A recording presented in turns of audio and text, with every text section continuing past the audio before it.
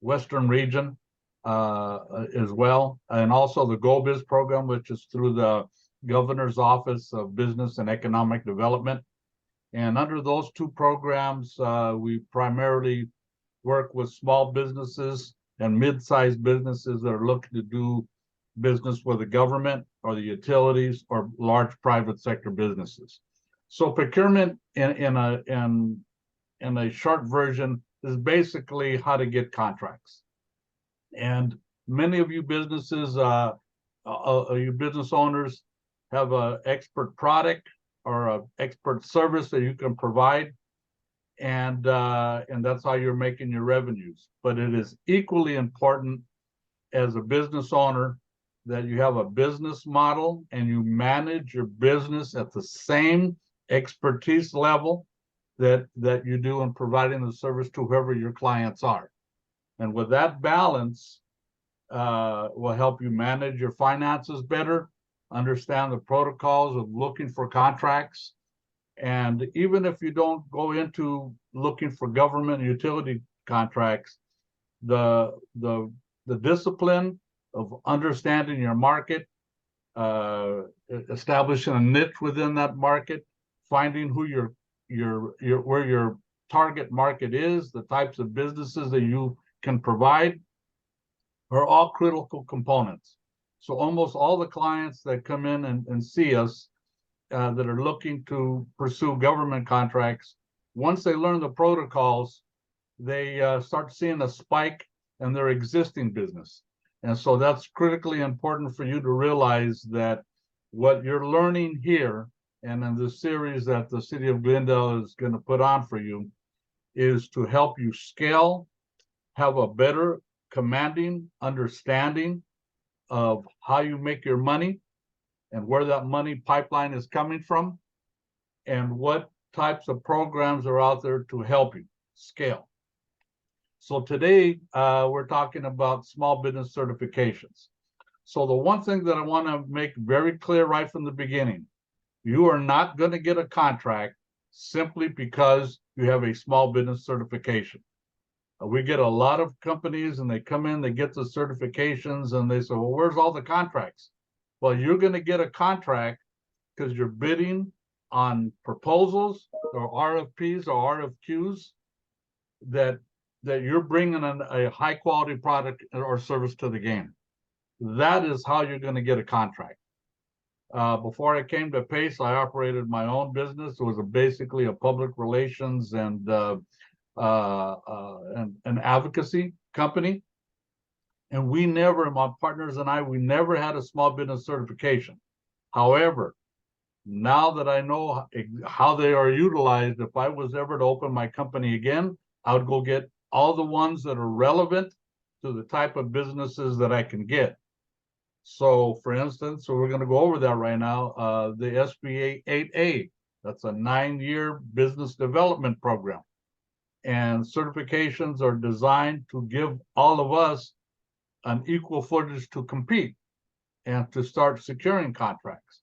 But if I'm not going to go after federal contracts, because maybe I'm not ready yet, or I have a niche I want to work within the county or the city or private sector, then why should I go after an 8A?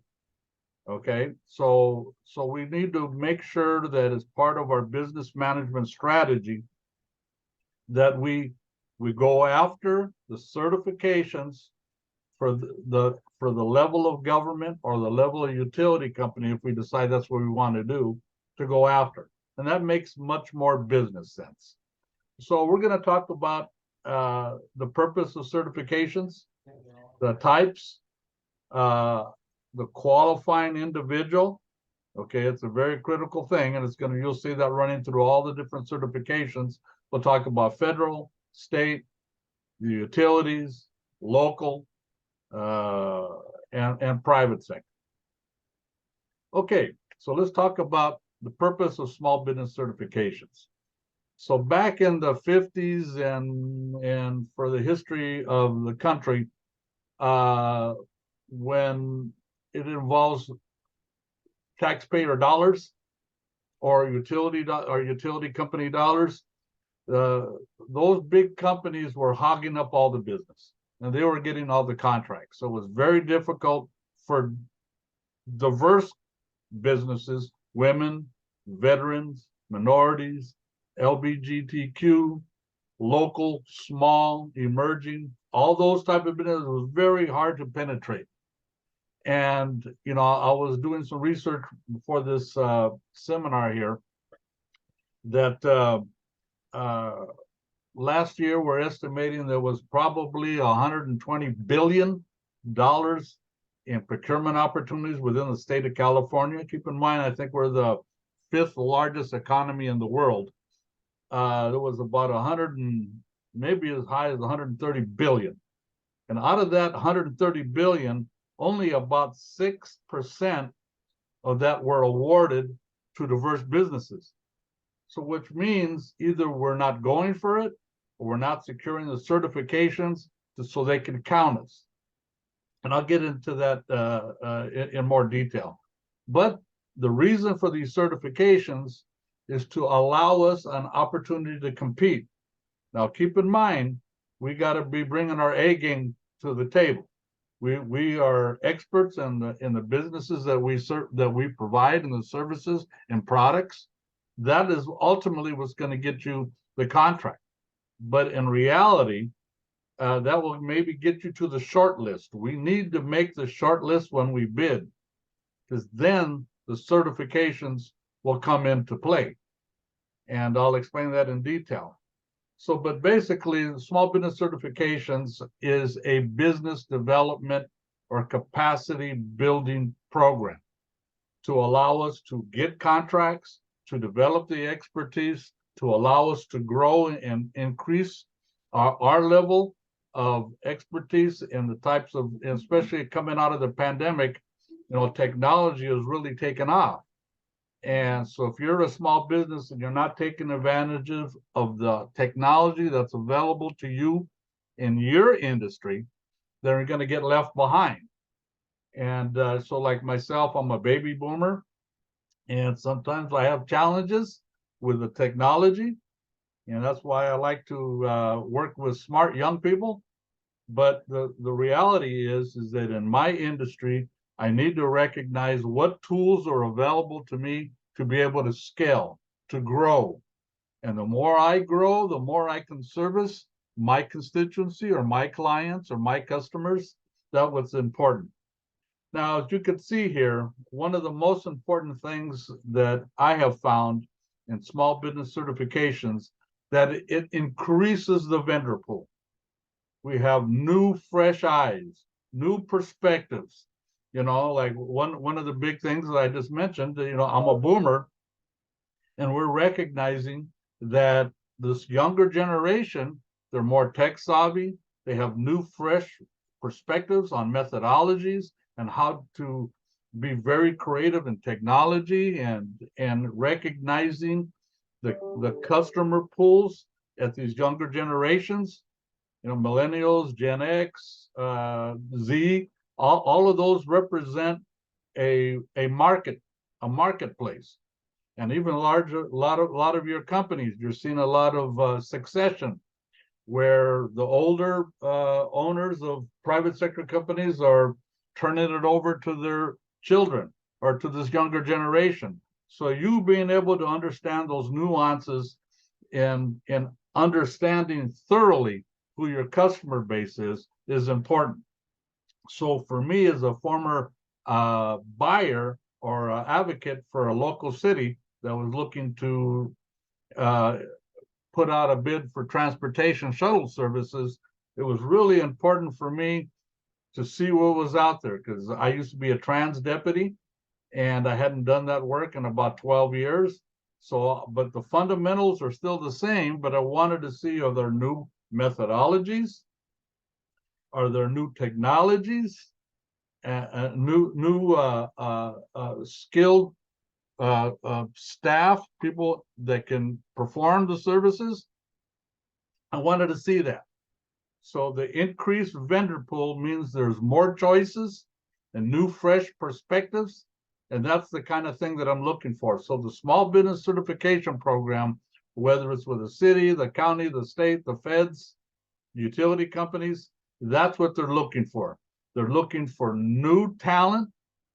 And so these certifications is, when we use it correctly, will help us be more competitive and lead potentially for us to get millions of dollars in contracts as we grow. But as you can see here, there's small businesses, local businesses, disadvantaged, woman-owned, minority-owned, veteran-owned, LGBTQ businesses.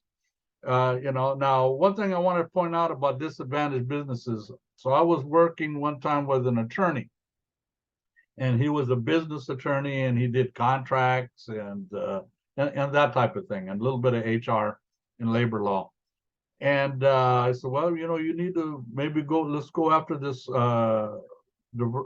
disadvantaged business enterprise certification. He goes, well, I'm an attorney. I don't think I would really qualify. I said, okay, well, let's talk about that. So how much money did you make last year? And he goes, yeah, we probably made about 5 million. I said, oh, okay, that's good. That's excellent. But how would you compare yourself to a big law firm that's making 200 million? And then he realized, yes, so it's not that you're disadvantaged, like poor me, help me. That is not the business attitude or mentality that you need to have. The diverse business is to show that you're a highly qualified business owner, and that you have a good product or service to take into the market, and that you want to actively compete. And that's what the disadvantaged business enterprise certification will provide.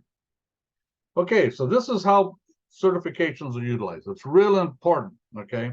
So remember, it starts off with you having a high quality product or service.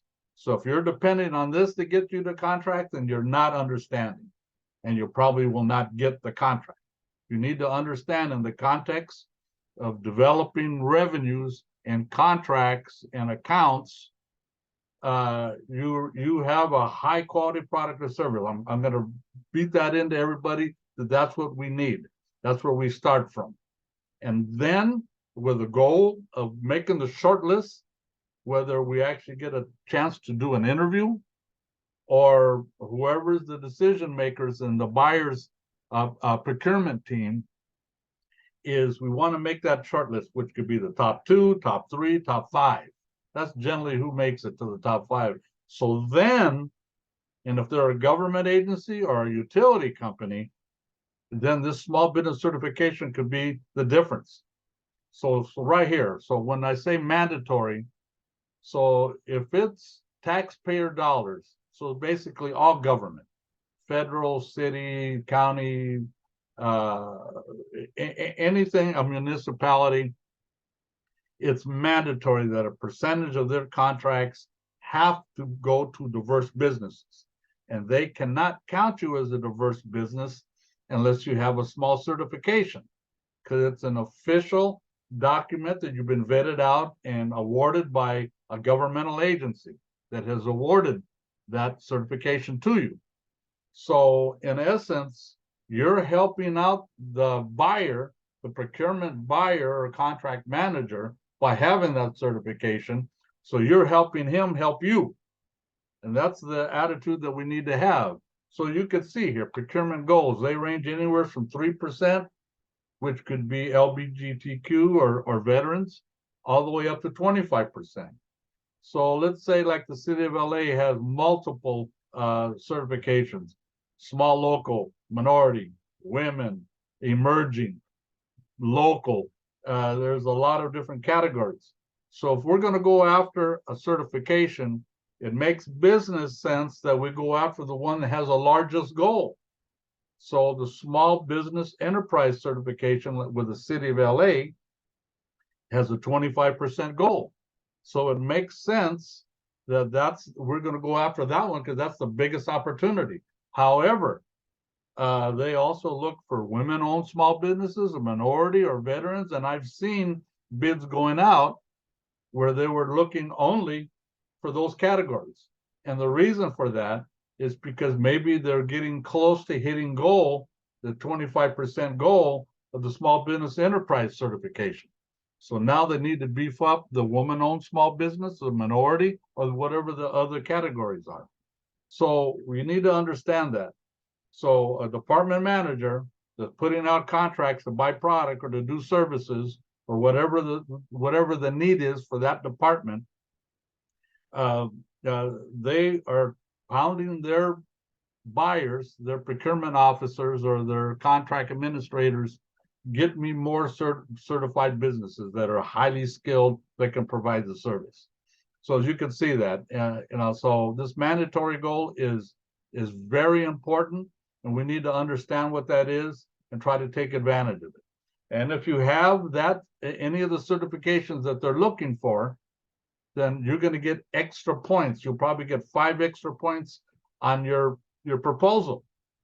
And if you and I are competing against each other and I'm a little bit better than you by a couple of points, that 5 points could make the difference of you getting the contract and taking it away from me. The second thing is there a local preference. Now, local preference is a public policy perspective, which means that if I'm going to award a contract, I wanted to award it within my constituency, my geographical client base, because that means then the jobs are going to be created locally, the money being paid out in the contract is going to be in salary and profit to my region. And as a government agency, I want to make sure that we are servicing our businesses. So if you're a local business, so for instance, a company of mine that I used to work for got a hold of me to help them write a proposal for the LA Community College District. So one of the very first things that I did when I looked at the RFP, request for proposal, is how they scored it. And it turns out that the LA Community College District has, I think, 9 campuses throughout the city. And if 65% of your workforce, or if your business was located within a 5-mile radius of any of those colleges, they give you extra points.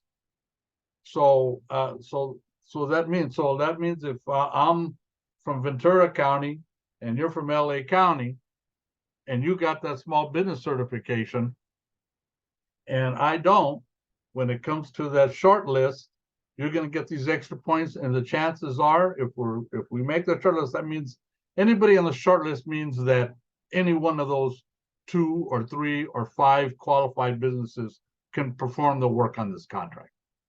Because that's how you narrow it down, to make sure they provide what we need. So that's important. So local preference, and it just makes sense, right? We want to keep the money local. Okay, and then the last thing is, and especially like for LA County, so you get a discount. So if you have that certification that they're looking for, so with LA County, the one that they're really looking for is called the Local Small Business Enterprise. And we'll get into that in a minute. So you have that, and I don't. And to make it simple, you put in a bid at 100 grand, and I put in a bid at 90 grand. So if we both can do the same exact thing, we're equally qualified. My 90 grand is 10,000 less than you. So that makes me the better value. Because remember, all government is broke. So if they can save on budgets and get the same bang for the buck, they're going to do that. However, because you have that local small business enterprise certification, and I don't, for scoring purposes only on your proposal, they're going to give you a 15% discount. And so now your bid comes in at 85,000, mine's at 90, and you're the better value. And if you get awarded, you're still going to get the $100,000 that you originally put the bid on. So that's how the small business certifications are primarily utilized, and it's important. And I'm going to throw a lot of information out there at you guys. But if you're interested in learning more, you're going to either register with Vertuhi, with the GoBiz, or through the program I manage, the MBDA program. And we can sit down and walk you through all the protocols and everything that you'll need to get prepared to start bidding on contracts. So as you can see here, there's a ton of them. And you know, and I've seen businesses that come and say, I got every certification. Yeah, but you got a bunch of them that you're not really utilizing because you're not going after that level of government's contract opportunities or that utility. Okay, so we want to make sure that we're not wasting time, we're being efficient managers, and we're going after those certifications because we think we can be very competitive. And if we're going after a specific contract, uh, uh, and we have the certification, then that's going to make us even more competitive. But you can see there's really a lot of different ones here, and let's not go after every single one. Only the ones that we think we can potentially get a contract with. Okay, so now that we talked a little bit about the reason and the purpose for certifications and how they're utilized, it really comes down to this. And it comes down to the qualifying individual or qualifying individuals. Okay, so what we don't want is a multimillionaire. Okay, Brad Pitt. Okay, he's a multimillionaire, even though you might like him. We don't want him opening up a little cafe shop and go and getting one of these certifications, because in reality, this program is not designed for millionaires. Okay, it's designed for individuals that have a high quality product that want to go to market, and we want to have, that's the individual this program is designed for. So if you're already a millionaire, so like for instance, I'm working with a client right now, and they're high-end electrical. And they do EV electric vehicle chargers installation, and they do grids. They do a bunch of high. They're a major construction company. They do about $5 million a year in construction in the electric energy field, so to speak. But it turns out their personal net worth is too high, so they don't qualify. So we need to understand to qualify, all right? But if we just look at the business, and we're going to get into the personal net worth in a little bit. But if you look at the qualifying individual or individuals, so let's say you're going for a woman business enterprise certification, and you got 3 partners, and you guys 33%, 33%, and a male at 30. So you got 2 females at 33% and 1 male at 33%. Well, the 2 female owners of the partners of the company represent 66% of the company. So they would qualify for the woman-owned small business certification with the feds, or the woman business enterprise through many of the other jurisdictions. So keep in mind, but in order to be considered the qualifying individual, let's just look at it one, they have to have 51% of ownership and control of the business unconditionally. They generally have the highest management position. They're the only person or one of the only people that can bind the company to a contract. They're making the financial decisions. They are do hiring. They do the contract compliance. So they're basically managing the business. So we have to have that, the day-to-day operations, and that, so the qualifying individual you're going to see run through all of it. So what will happen many times is you'll have let's say an architectural firm. That's an issue that I had earlier with a client trying to get a certification with Metro, and the husband turned out had the engineering degree, and the wife, she did not. But they were trying to get the woman-owned small business certification recognized, and that's what through Metro it's called the SBE, because that's the women fall under a classification that have been historically discriminated against. So it's trying to help these diverse businesses get a contract. But it turns out that really the husband is the main source of revenue. And without his degree, okay, or we could flip that around. Then the woman has the engineering degree, and if that contract is dependent on that degree, then that qualifying individual probably will not qualify for the specific certification. So understand it's important. You're managing the day-to-day 100% dedicated to that company. You have one of the highest positions, either CEO or COO or Chief Financial Officer. You have the authority to bind the contract or the company into a contract. So those are the things. The qualifying individual is extremely important. Okay, so now this is a checklist of generally that once you apply for one of the larger certifications, there's a checklist of documents that you're going to need. And it's pretty much the same for all the different ones, for the feds, for the state, for the county, for the city. So they're going to want to see your corporate documents. Are you a legitimate business? Are you an LLC?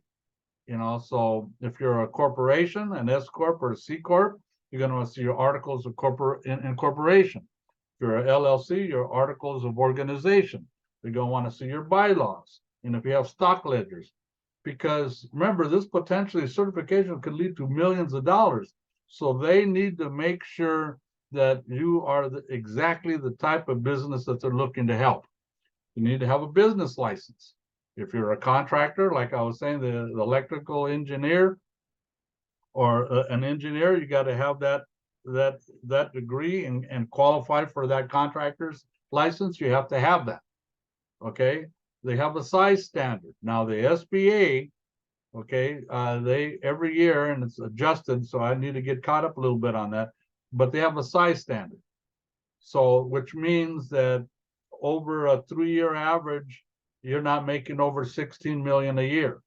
Remember, we were talking about we don't need millionaires coming in, okay, or really large businesses that are dominating the field. Okay, so they're going to look at your tax returns, both personal and business, over 3 years and see if you fit into that category where they're trying to help you scale. They're going to want to see year-to-date financials, okay, which are basically your profit and loss statement, a balance sheet, maybe accounts receivable schedules. So just know that that's very important because, look, whoever gets this certification, they need to fall into a category that they have a high likelihood that they're going to be able to succeed. This is not really for startups where businesses don't really know what they're doing yet. I'm not saying that you don't want to go after these, because yes, you do. But sometimes it's just a matter about timing. So it's critically important. But having accurate financials, look, if I'm going to hire you, it's a risk, you know, because there's a risk that maybe you can't perform. So remember, if you're going after government contracts, almost any big contract, you're going to have to front the money until you get paid.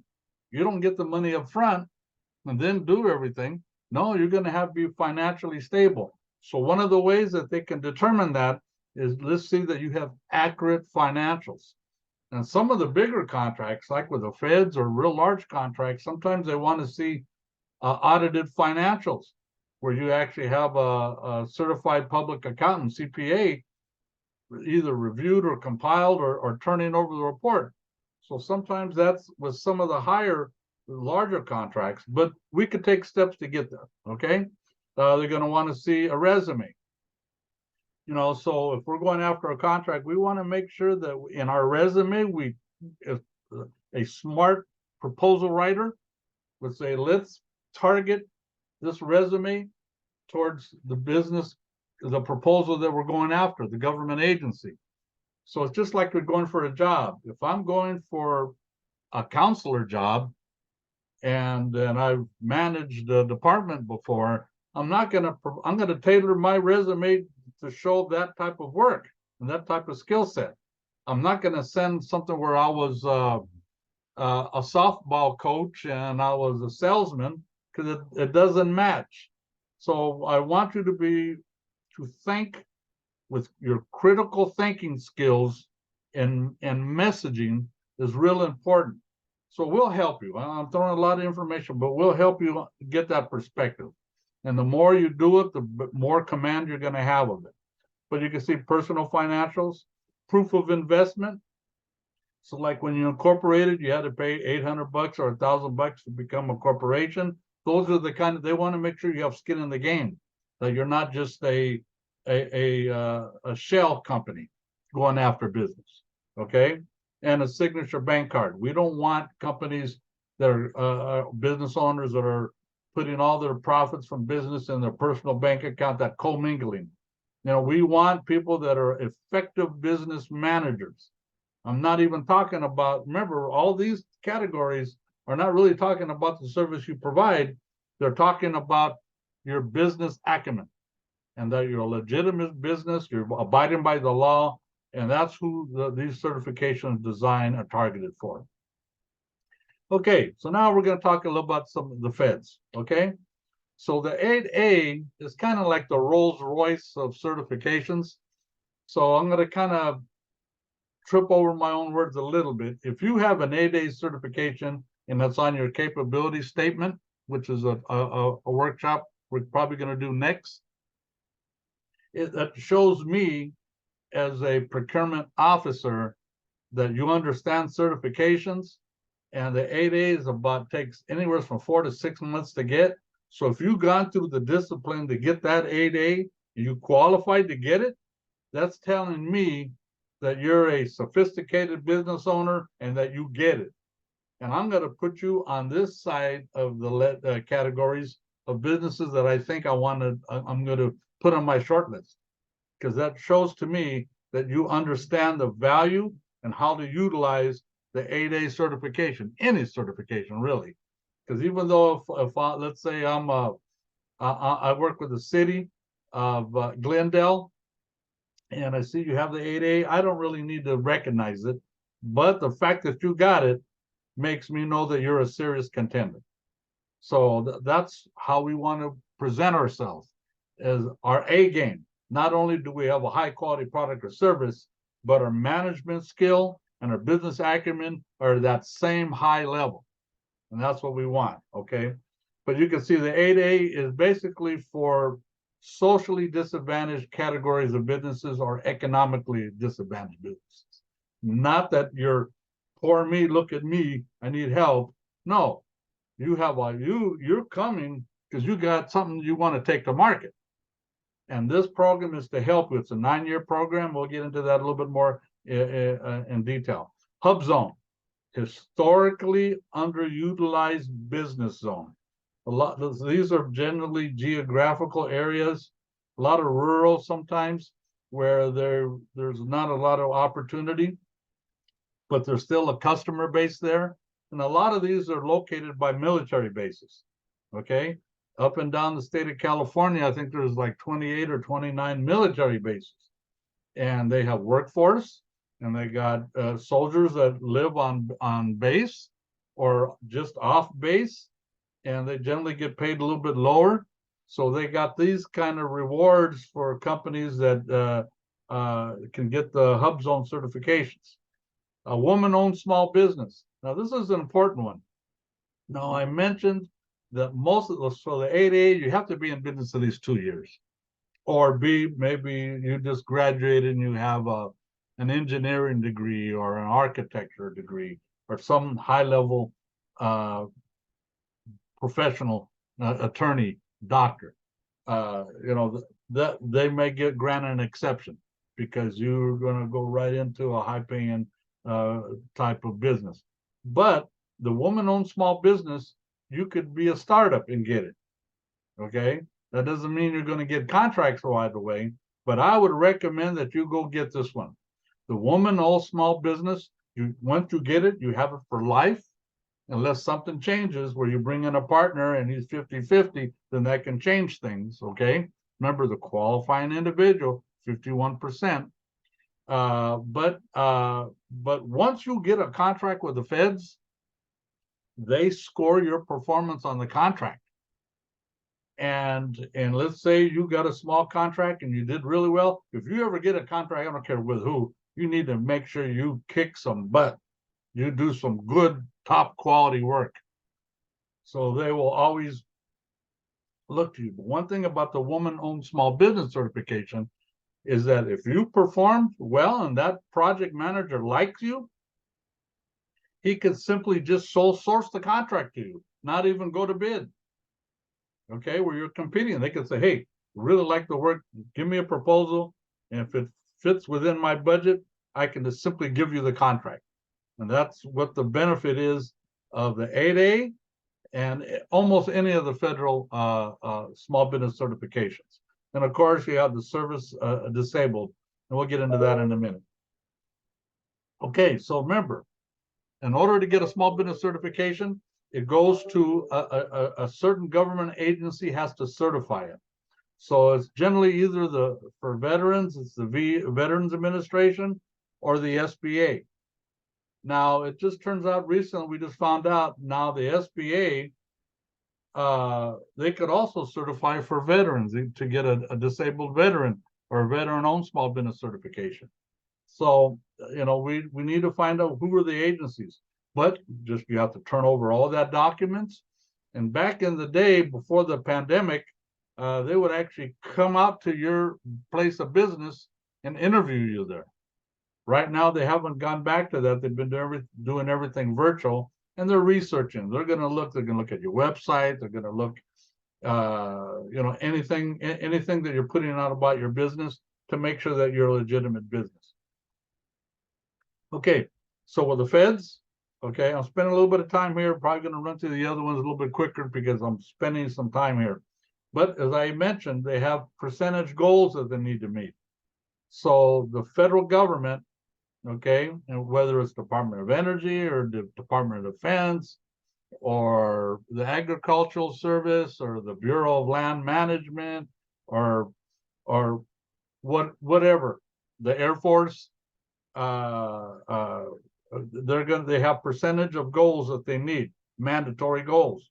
Small business, 23%, could cover a bunch of categories. A disadvantaged small business, 5%.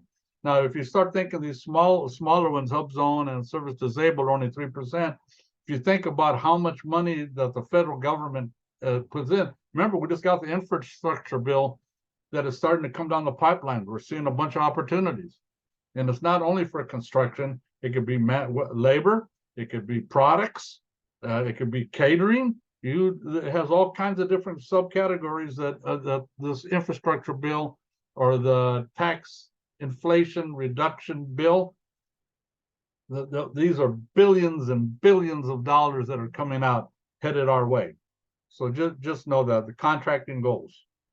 Okay, so let's go a little bit in the 8A. Okay, so the 8A is really a program. It's 9 years, and generally for the first 3 to 4 years, they kind of assign you a counselor who can work with you and perfect you bidding on contracts and showing you which ones you can bid on. And we're a resource for the SBA. So I get businesses refer to me all the time, either trying to get an 8A or additional assistance in sourcing contracts and putting proposals together, or graduates that have went through the 8A program and no longer qualify. And we get referred to those businesses so we can continue to work with them. And so it's a business development program. So you help you source contracts, refine your niche in the market of what types of services you can provide, and have the best chance to be competitive and get in a contract, and other things. Now, keep in mind, as I had mentioned about the woman-owned small business certification, the 8A, they can sole source you. Now, there's a thing that I do want to mention. We have a client that it was a woman-owned small business construction company, and we helped her, and she secured a contract with the U.S. Forestry Service in Ventura County. And it was like building a snack shop or a snack shop, excuse me. And they did excellent. And so the project manager came back and says, you know what, that contract was $385,000. And he goes, I got another project at a different forest facility for $1 million. We want to give it to you. They wanted to sole source it to her. but she didn't have the bond capacity. Her bond limit was, I think, 400 grand. So she couldn't come up with a $1 million bond. So remember, we need to understand what the opportunities are and what our business infrastructure looks like. So if we get a big opportunity, they lost the opportunity, $1 million contract, and that project manager really liked her. And she had the woman-owned small business certification. So there's other considerations as we start to grow into scale that we understand. But you can see here. So if you have an 8A certification, you can get sole source contracts up to $4 million. And I think it's higher now. Okay, I'm gonna need to update these numbers, but roughly that's what it is. They can sole source you up to 4 million in contracts. And if you're a manufacturing, and you know that maybe you make uniforms, or you make some specialty product that the government is buying, you can get up to 7 million. Okay, in sole source contracts. And then they got a joint venture program. This is important, where you can work with larger companies and they can mentor you. And so that's an excellent program. I know we're running out of time a little bit, so let me kind of speed it up. Okay, so in order to be for the 8A, you have to be a U.S. citizen or you need to be naturalized. Okay, you have a green card, you have a resident alien card. All right, I have the same thing, 51% owner, manage and control the business. Okay, you meet the size standard, and you could look that up, and most of us are going to qualify because it's basically you have 100 employees or less, and you're doing 16 million or less over 3 years. Most of them are going to qualify. Some businesses, if you get on that scale, that's good for you, and that's a different kind of category of business development that we can work with you as well. You need to be in operation for 2 years. Your net worth, okay, needs to be, I think it's a little bit higher now, but 250,000 or less. And on this net worth, they'll exclude your property, your real estate, okay, because they're just looking at monetary assets primarily, okay, and that you have a high likelihood of potential of success. We don't want to give this certification to companies that are never going to use it, or that you're really haven't defined what you're bringing to the table. No, we need to know that you have a high quality product or service. You have a high likelihood of success, and that you are of good character. So you haven't been debarred, or you haven't been caught for fraud, or you have a felony. We want to reward individuals that are law-abiding citizens and good corporate citizens. And as I mentioned, it's a 9-year program. Okay, HubZone, I'm going to kind of run through this a little bit. Kind of the same thing, all right? Keep in mind, it's 35% of your employees, if they live, because that means you're hiring from a HubZone, you could also qualify for that. More of this is kind of in the rural areas or by military bases I had mentioned. Now, one important thing that runs through all these certifications, all of them, is that, let's say you own 2 businesses. They want you to spend 100% of your time at that business, because that's who we want to reward. If you have multiple businesses and you're only spending 20% of your time here and 60% here and 20% over there, that's not what we want. That's not the individual that we want to reward with the certifications. So keep that in mind. Okay, woman-owned small business. So this is important. I know that one of the council members here at the City of Glendale want us to spend some time. And I have been kind of featuring woman-owned small business. But keep in mind, so it all starts out with your NAICS codes. If you don't know what that is, that's the North American Industry Classification System. Now, every type of service that is provided out there, retail, engineering, electrician, hair salon, catering, restaurant, staffing, construction, transportation, they have NAICS codes. You need to know your NAICS codes. If you come to us, we can help you. But when you're applying for a small business certification, they want to see what your primary NAICS code is. So we need, and then they can measure the size standard according to that next code. So some businesses can go, I think, up to 18 million over 3 years, or 20 million because they're a manufacturer. It depends. So that next code is a critically important thing in procurement process. So just for me, that's where it all starts.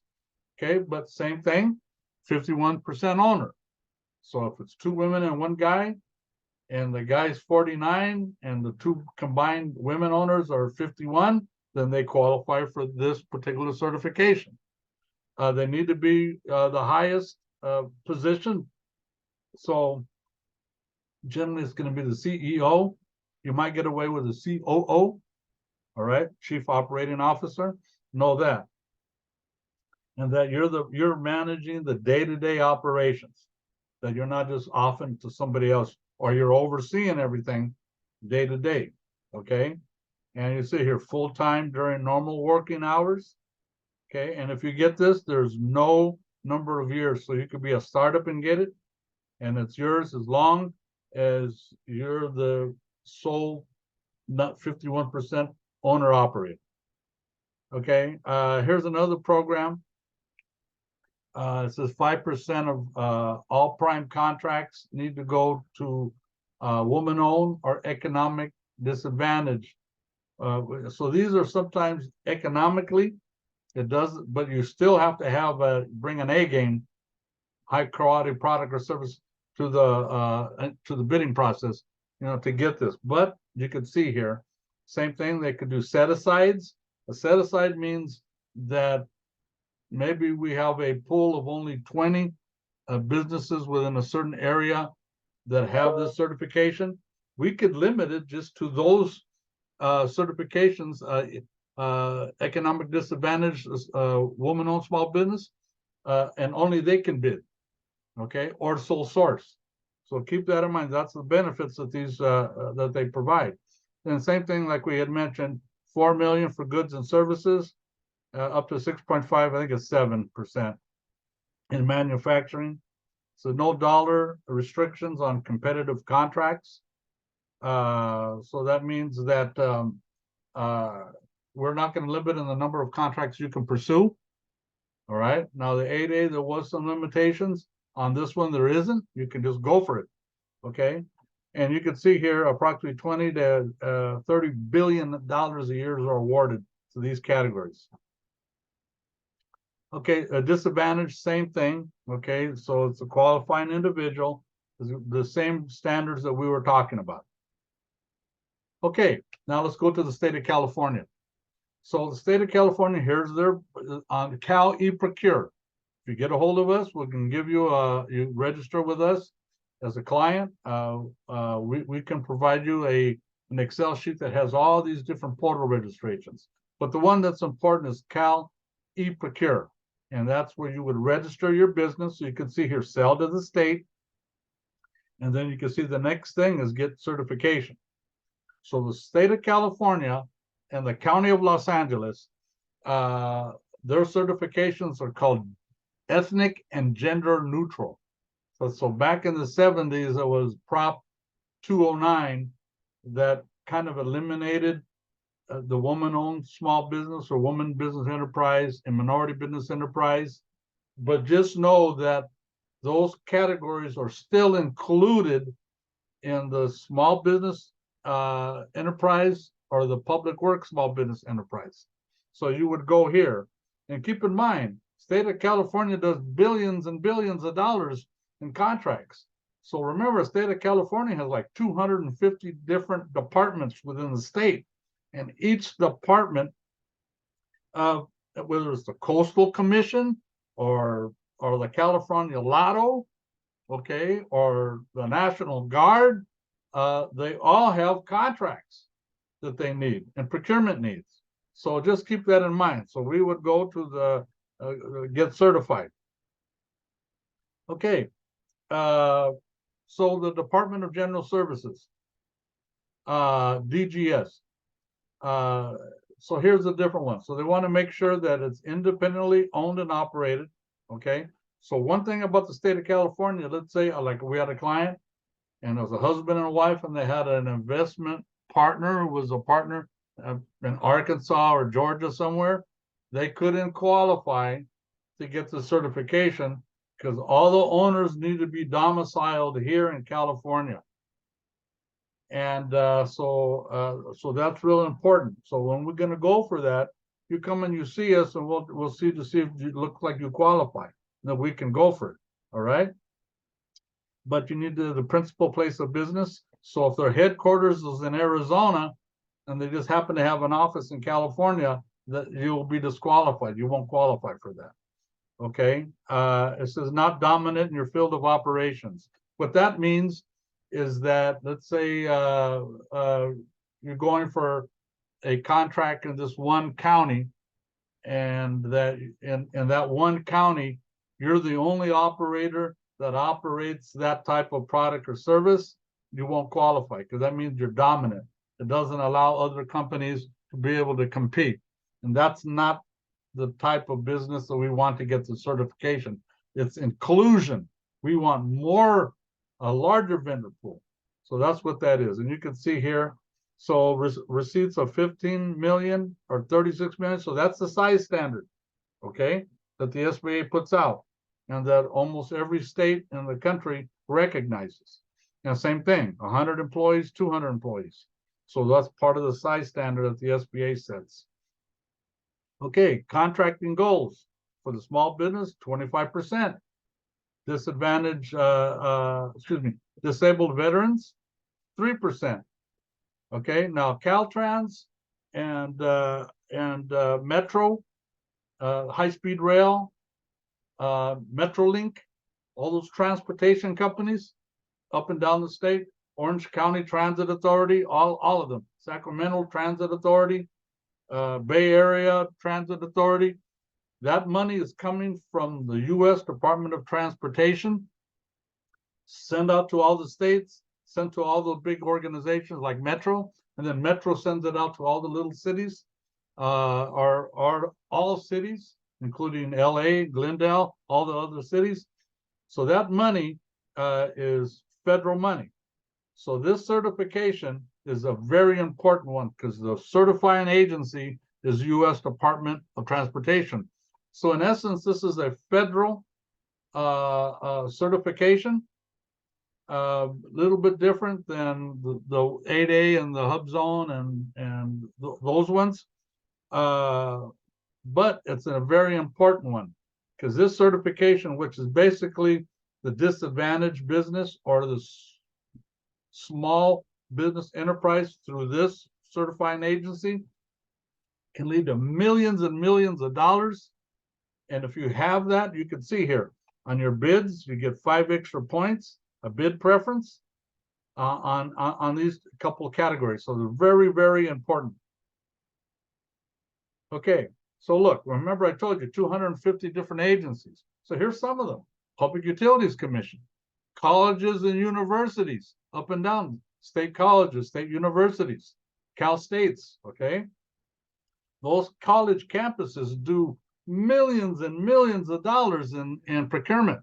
Department of Technology, DMV. I had a client, she was a landscaper. She got a contract remodeling the landscape at 2 different Department of Motor Vehicles, state hospitals, the Highway Patrol, the Coastal Commission, Caltrans, and more. So there's a lot of opportunity out there. We just need to find what we got by our next codes, and then we can start sourcing contract opportunities.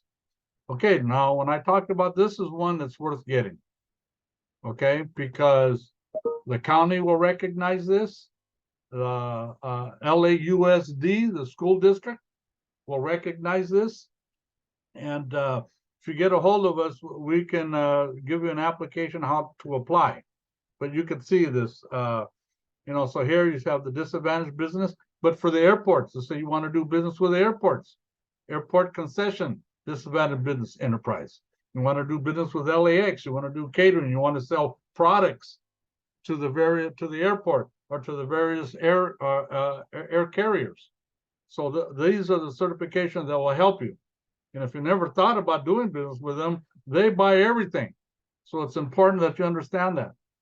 Okay, now let's talk about utility companies. Now, unlike the government, so I think like LA County, they do about 10 billion a year, LA County. They have a 25% goal for their certifications. I think last year they came in at about 19%. So they're having trouble actually capturing the mandatory goal because not enough of us are applying. But the utility companies are way ahead. And so, like, for instance, we're looking to do a big event with the Department of Energy in February. And we're working real close with SoCalGas right now because we want to hold it at their facility in Downey. And so we're talking with them. And it turns out that Southern California Gas last year in 2022, 50% of all their contracts went to diverse businesses, all of them. And which is very, very important. You can see on the very bottom here, GO 156. That was to encourage the utility companies to spread the wealth, to give more contracts to women and veterans and all the different diverse categories. And but you can see all of these companies, they're really viewed as private sector or quasi-government because without them, we can't get electricity, can't get hot water. And so it's very, very important. Okay. And remember, the utility companies includes energy, which you can see here, but it also includes telecommunications, which is like Verizon and AT&T and T-Mobile and Sprint. Okay, they fall under that, and water. There's water districts up and down the state, and they do. Like when we operated our business, we landed a contract with one of the water districts local. And it was a nice contract, $750,000 contract with potentially $1 million contract because they had 2 one-year options. So there is a lot of opportunity that is out there. So utility companies are way ahead of everybody. So if we're going to get the certification, we're going to go to the Supplier Clearinghouse because that's the agency that certifies, and they do woman-owned small business, minority-owned small business, and LGBTQ. And if you fit all those categories, then let's go get them all. Okay, and with this system, once you get the certification, then you would need to enroll in a supplier vendor portal called Ariba, and we'll show you all that in time. And it would automatically populate and show you have the certifications and these companies. So when you put do I qualify, then they'll take you through a list of steps, and if you don't qualify, it'll tell you or what the problem is. You come and see us, and maybe we can help you overcome that challenge. But if you qualify, then I'd say let's go in, create an account, and apply. Very straightforward and not very difficult at all. Okay, so when you're doing business with utilities, okay, 15% goal, okay, for minorities, 5% goal for women, 1.5 for service of disabled veterans. They really haven't set goals yet for the LGBTQ, but remember, I think Edison, Southern California Edison, I think they do like 8 billion a year. SoCalGas probably does close to that, 9 billion a year in contracts. Water district, the Metropolitan Water District, which manages the water coming in from Colorado River and gives it out to numerous municipalities. You know, they do billions of dollars as well. So just know that. Now with these certifications, you can see here they're valid for 3 years. So you'll get notification, but then you got to re-up and reapply and maintain it. So we had a client that was going for a contract in the city of LA, and she was depending on this DBE and a certification, and they all expired. She didn't keep up on that. And so that shows good business acumen is that you're current. Okay, now here's the spend. Now this is a little bit old. We haven't got an updated one. I'm trying to find one. But right before the pandemic, this is with the spend. Now you see tier 1 and tier 2, that represents prime contractors and subcontractors and their spend. So I don't know, 5 billion, I guess that is 5 billion minority enterprise companies that have that certification through the utilities got that's the award. Women, 2 billion, 2.1 billion. Veterans, 600 million. LGBTQ, 50 million, and others. So you could see there's a lot of opportunity out there under the utility companies. Okay, now we talked about the county and the city. So you can see, look at their goals. The small business local, if you're going to go get a certification with the city of LA, you don't have to be located in the city of LA to get the certification, because you can service customers within the city borders. And if you're competing with a contract there, their goal is 25%. Now you see here, aspirational. So the CBE, I just saw this last week, where they were only looking for CBE. So that means the county must have got close to hitting their goal for the local small business, the mandatory. So under the CBE, you can get woman-owned a woman business enterprise, a minority business enterprise.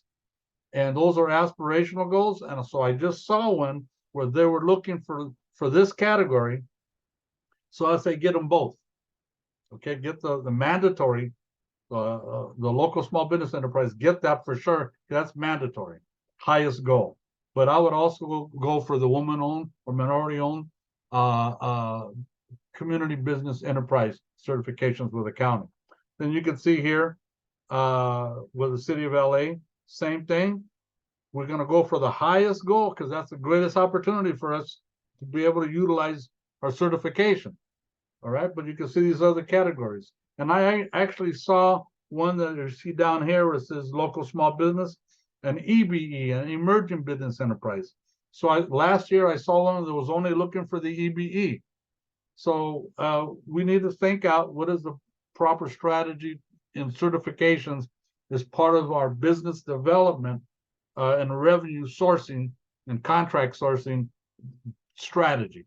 And you being a good business manager, we need to recognize what the benefits are of the certifications.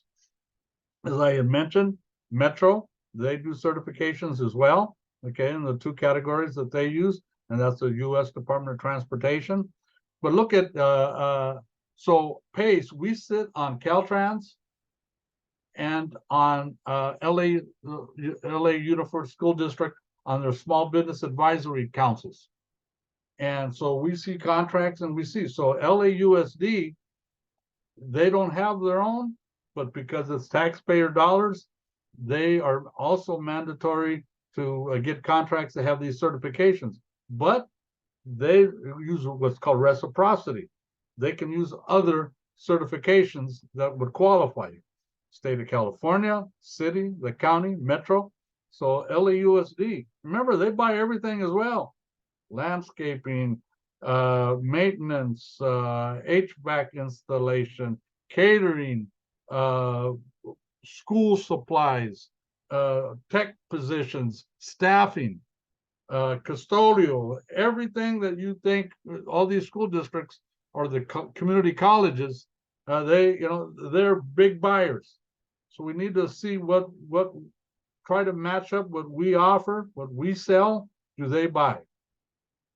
Okay, we're getting close to the end. So here's these are national certifications. Okay, and these ones you need to pay for. Okay, so the National Minority Supplier Business Development Council and WeBank, the Woman Business Enterprise National Council. These are national. Now, these are private sector. Now, remember, the private sector, they don't need to recognize any certification. Not even these ones if they don't want. Okay, but these certifications service the Fortune 5,000. So these are the big companies. A lot of the utility companies will accept these, okay, because they're kind of seen as taxpayer entities as well. And but like big companies like Northrop or Walmart or Target or large Red Lobster, all these big box companies or chains or pennies or Sears, okay, or Neiman Marcus. Uh, uh, you know, these certifications, if we go for a contract with them to be a supplier, we want to have these certifications, because what these big companies are doing, we're seeing a trend that they're starting to accept these types of categories of private sector certifications, and because they want access to our markets, they want to reflect the type of subcontractors that are working for them, or suppliers, represent the diversity of their customer base. And so we're seeing that kind of trend. So these two certifications, they'll probably cost you about $600. Okay. Now we have a special program here in Southern California for companies that want to go get the National Minority Supplier Business Diversity Council, their MBE. We have a partner in JP Morgan Chase, that if you go through their program, you don't have to be a JP Morgan cardholder. Just enroll in their program and we can help you. That they'll reimburse you up to 100% of that $600 to get the MBE through that agency. And they're located downtown. And so we work closely with them. So there are some special programs that can help you, but it's worth it. Okay, because when I had a client, when I first opened my business, they were a real estate company, and it was right when the real estate market collapsed. And so we were looking at banks. Banks is a very important thing. They got a thing called CRA, Community Reinvestment Act, where a percentage of their contracts also need to go out to diverse businesses. So I organized a meeting for my client to meet with this CRA director for City National Bank. And he told them, okay, I want to do business with you, but I want you to go and either get the WeBank or the minority business enterprise certification through the council. And that was the first step that he wanted them to do, so he can do business with them. And what they were looking to do was to manage the foreclosed properties and try to maintain them, to retain their value, and investments in the community, and this community building program. But anyways, but you can see here. So these private sector are very important, because we see the trends of large companies doing this, because they want to encourage the increase in diversity, increase the diversity of the vendor pool, and to increase their programs. Okay, same thing. They're gonna, when it comes to the qualifying individuals, same exact thing. Okay, under the WeBank, okay, you got to be a citizen. As you can see, the woman has to have the highest. So just like all the other women business enterprise certifications, same thing. And you're going to want to see the same list of documents. So that's why once you go for it, you know it's a checklist of documents you need to establish and understand what these certifications are for. When you get into the competitive and you make the short list, that's when these certifications are going to kick in. Plus how you write the proposal. Don't be lazy. We want to see critical thinkers that show that they every I is dotted and every T is crossed, because that's the type of business we want to look for. Critical thinkers that have sound business models, that know how to manage their business and client and contract compliance components. That all fits. And so that's how small business certifications, same thing with the minority, with the private sector ones. And so as you can see in the private sector, here's some of the companies. Toyota, okay, that's transportation. Sales, okay, Chevron, energy. Disney, okay, Disney is a big diverse contract provider. Bank of America, Walmart, JPL. Now this is very important. Last year, there was a state law passed called AB 1385 that requires all the big hospitals and big medical clinic organizations to start reporting their diversity spend. And so I know that my former boss used to be the chairman of the United States Hispanic Chamber. We were doing things nationally. We were always working with Kaiser, trying to get them to open up their opportunities to give diverse businesses, women and veterans and all those categories, an opportunity to bid on contracts with Kaiser, which is huge. And all the hospitals, I think we got Glendale Adventist Hospital. So they're under this obligation to start reporting their diversity spend. And 2 years ago, I was contacted by the Southern California Hospital Association, which represents about 160 hospital organizations. And I actually did this certification program I'm doing for you for them. So they're using any of the ones, the big ones, they'll accept it. And so we need to start looking. And I think my partner here, my colleague Bertuhi, she actually has been working on creating a database of all the hospitals. So you could come and see us, and we can help point you in the right direction. But as you can see, now that those two certifications are only 1 year, so every year you got to renew it. So it'll be like $600 to get the original certification, then maybe like $250 a year to renew it. So if we're not doing business in the private sector with these Fortune 500, then maybe it's not worth it. We got to make sure that our strategy is sound.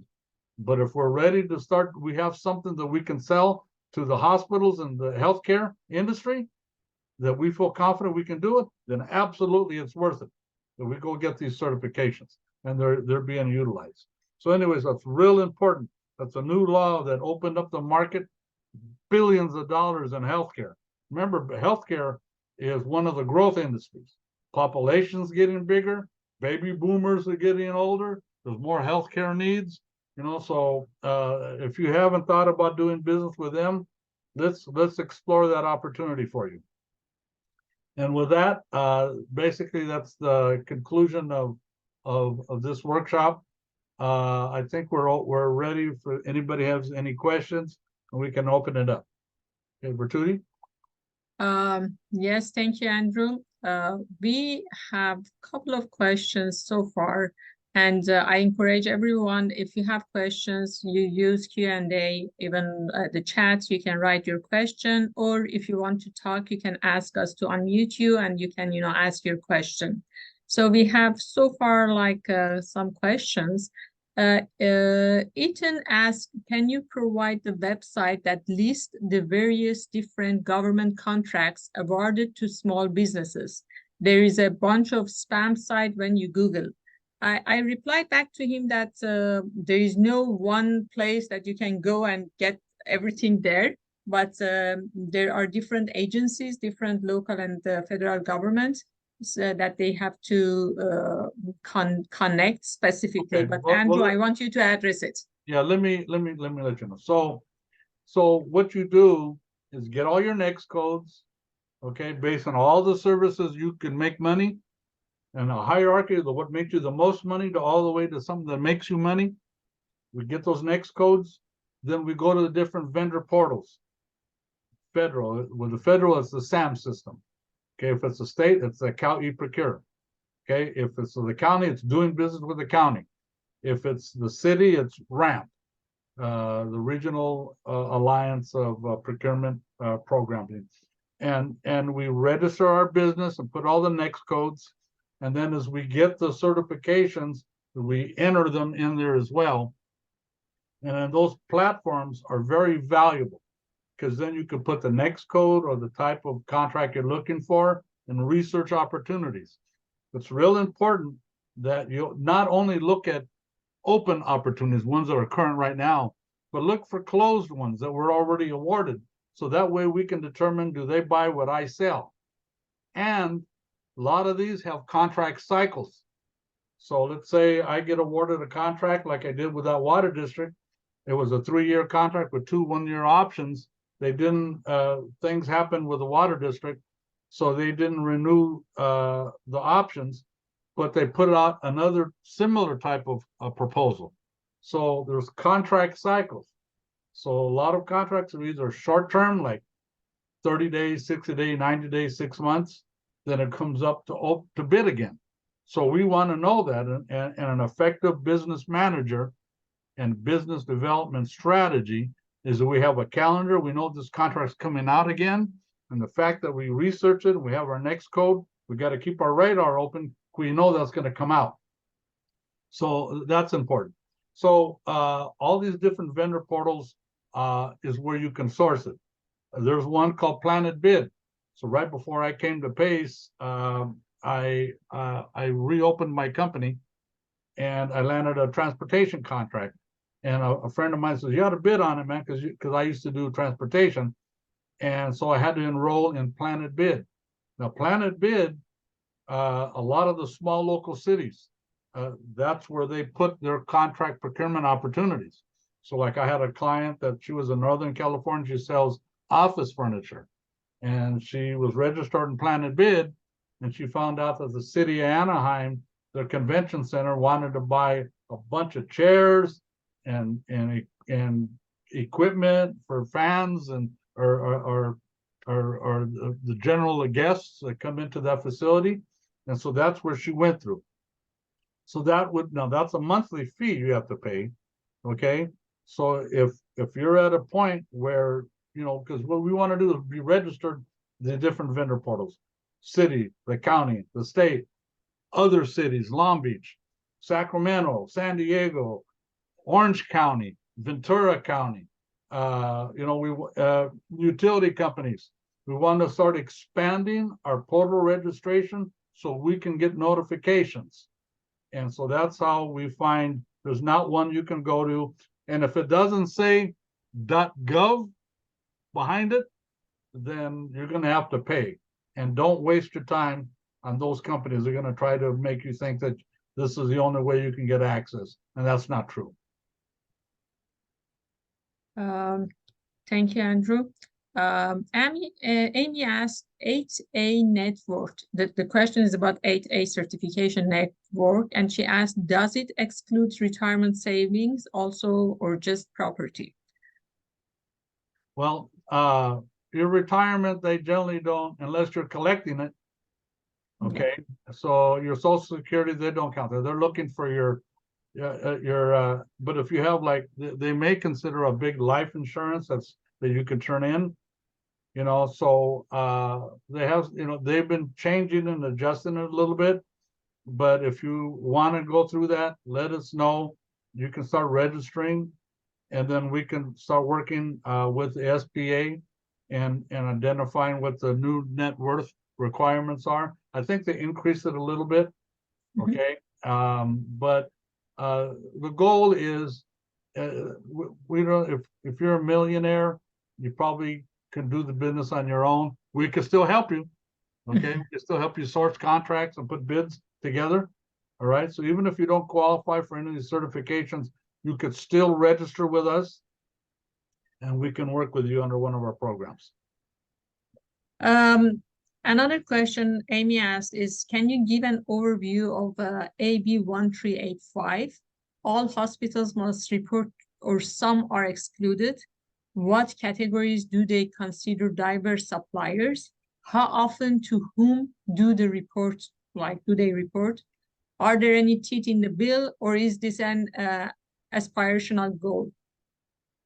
So you can Google, okay, AB 1385, I think it is. And so just like any buyer, any institutional buyer, they're looking for everything.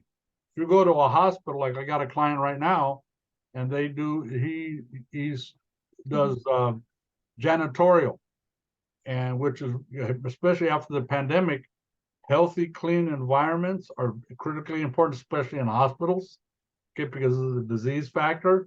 Also to protect employees, workforce. So all of the hospitals and clinics need that type of service. They need everything. They buy paper, okay. Sometimes they have staffing, okay. IT, marketing, other types of products, cafeteria suppliers, food suppliers.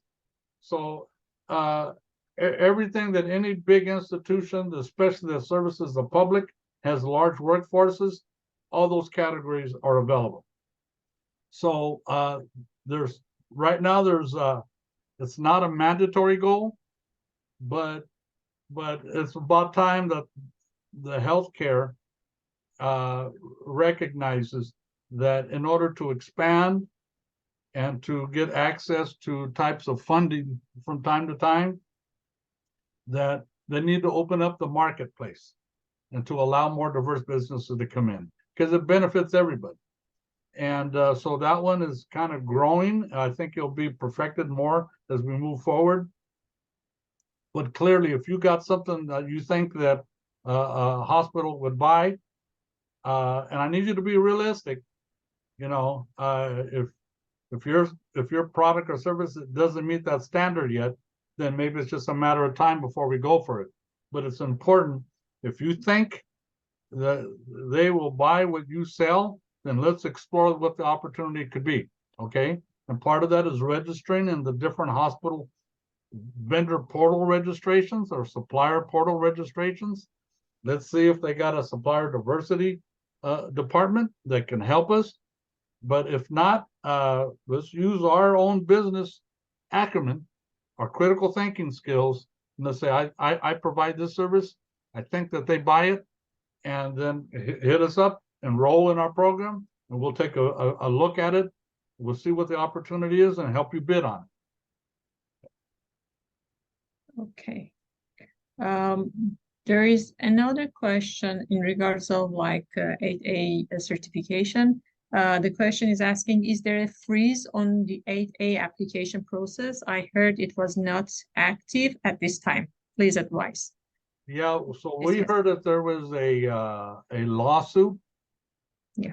That it was a discrimination against other categories of individuals that are not historically underserved,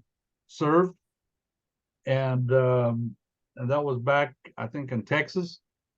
But we're being told that we can still apply. There may be a delay, but that's a difficult one anyways to get. But I would say let's go to the certifysba.gov site, and we can get updates on that. But that is a national recognized program to encourage diversity. So I would still put that on the radar. Okay, but keep in mind that's a very difficult certification to get. That we need to show a high likelihood of succeeding, that we meet all the criteria. And even if there is a freeze, okay, because it was a federal judge that put a hold, we don't know if that only limited to Texas or whatever state did that, or that's a national freeze. We don't know yet. We haven't been notified. We generally get notifications from the SBA because we have a real good reputation. But in the meantime, then I will start collecting all the documentation that you need to do that. Andrew, there was another, actually, it is not a question, but maybe, there was a message. Eileen mentioned that, she was advised that for the SBA firm, when exceeding the $15 million limit, they should go to the Department of Public Work to get the certification, which has a threshold of $36 million. Can you please address this part also? Well, you're talking about the state of California. Yes. Okay, state of California. So look, if you exceed the size standard in either employees or revenues, that means that you don't need the certification, that you are among that 95% of companies that don't need to depend on the certification. When I operated my business, I told you, and I started partnering with other colleagues, we never had the certification. And we were very fortunate to land about 60% of the contracts that we went after. we were very selective on the type of contracts we went after because we need to make sure that it went into our wheelhouse of what we can provide. And we were very confident that we can provide a high quality product. And so having that confidence and understanding where you fit in the grand scheme is very important, and how we select the types of contracts that we go after. But the size standard, if you are above the size standard, then let's move on. Let's go get some business. Okay, because we could still work with you. You do not have to have a small business certification. And like I said, if you're depending on the small business certification to get your business, you have the wrong mental perspective in business. Okay, it's only if you make the short list. But look, sometimes other companies that don't have the certification and you do, but they score higher because maybe they're a more established business and they have their proposals were better, and that represents the best value. Remember, small business certifications is not charity. Okay, I'm not going to, oh, I feel sorry for you. Here, let me give this to you. No, the perspective a small business owner needs to have is that, hey, I got something that I can offer you as part of your team, and I could enhance and do everything that you need. So I am bringing something to you, not give me something. And so that's a real subtle difference that some of the small business owners have an issue with.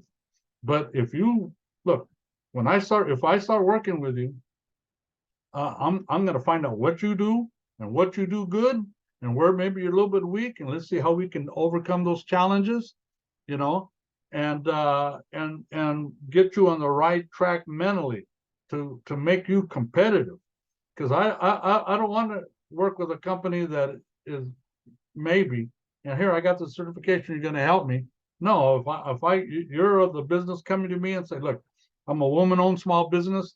I provide this high-level IT and marketing services, and I happen to have the certification on top of that. That's a whole different mental set. That's the type of person that I want to hire as a buyer.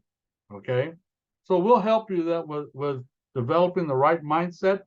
But when you come to the size standard by the SBA is put into place to help categories of businesses to scale.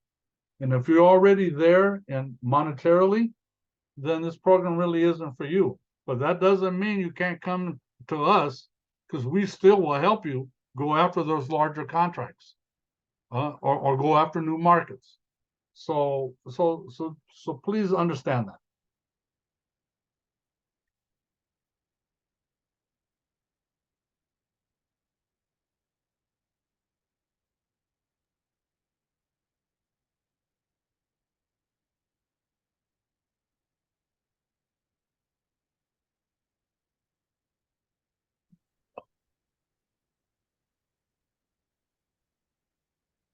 Bardui, you're muted. Oh, I'm sorry. There was a noise here going and I forgot to unmute. I was asking if anyone has any question, you can raise your hand and I can unmute you to ask your questions. We addressed all the questions in the chat box and Q&A, so there is nothing left there. If there is no questions, then Juan, I want to pass it over to you. Okay. Doesn't look like we have any questions. But I would like to thank Andrew and Bardui for all the information that they shared with our audience this morning. I think we all learned a little bit more about procurement, and especially the value of those women and minority-owned business certifications. Again, if you are interested in following up on those certifications, please reach out to Bardui, reach out to Andrew, and they can help you get started on your journey. Before signing off, I'd like to invite you to join us next month on September 27th for part 2 of this series. join our friends from PACE and myself for crafting a powerful capability statement. I'd also like to invite you to another upcoming webinar. The City of Glendale is partnering with the California Employers Association for a webinar on the proper steps of a legal termination on October 18th. The registration links for both sessions are in the chat, as is my contact info. And then finally, I would like to let Glendale employers know about a free HR hotline available to them. We've partnered with the California Employers Association to provide guidance with employee concerns before they get out of control. You can call 866-248-3074 Monday through Friday, 8 a.m. to 5 p.m. Again, the links are in the chat. With that, I would like to thank our audience for joining us, and we will see you September 18th. Bye for now. 27th. Oh, sorry. September 27th. September 27th. Thank you. I didn't change it on. The last Wednesday of each month. Yes, the last Wednesday of each month. I changed it on my printed copy, and I had my screen copy. So we will see everyone again September 27th. Thank you. Thank you, Bardui. Thank you, Andrew. Thank you, everyone. Thank you. Bye-bye, everyone. Bye. Bye. All right. Okay, thank you, everyone. Thank you, Vartui. I'll be in touch. It was great working with you and Andrew. Sure, same. And once the recording is ready, if you can share that with us, as well as the list of participants. Sure. Okay.